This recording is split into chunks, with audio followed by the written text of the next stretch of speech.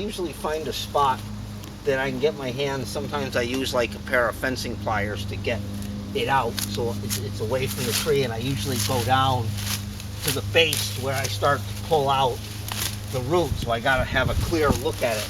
And I'll snap it. Sometimes you have to cut it with a saw, and then I'll just start tracing it upwards wherever it goes. Sometimes it goes up and under limbs and so on. I gotta climb up in this tree. This, follow it up, you know, because it kind of clings to the outside. Try not to break it as you go.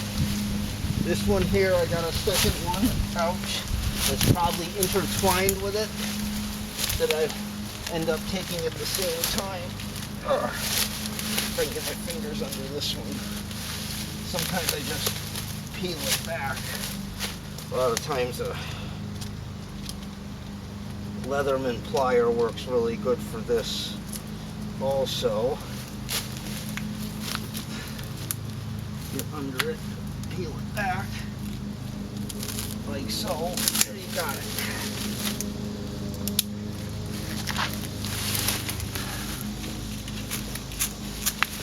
Trace this one down so I can see where it's going into the ground, so I can come back later and start ripping the roots, and then I snap this one. Doing the same thing, start peeling it right off the tree.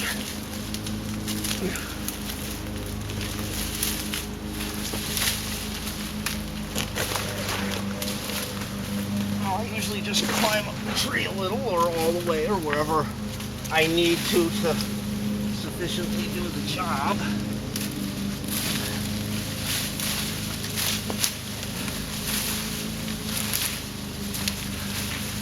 This one here, it's separating where it undertangles. I separate them so I can go further up.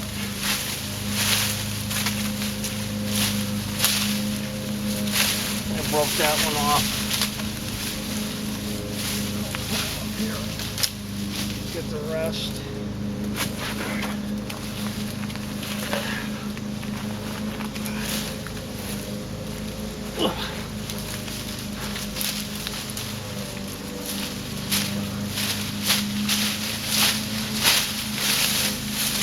Just take that one out. This one there. Disconnect this one. This one has mile a minute on it also, which usually poses a problem to me when they intertwine.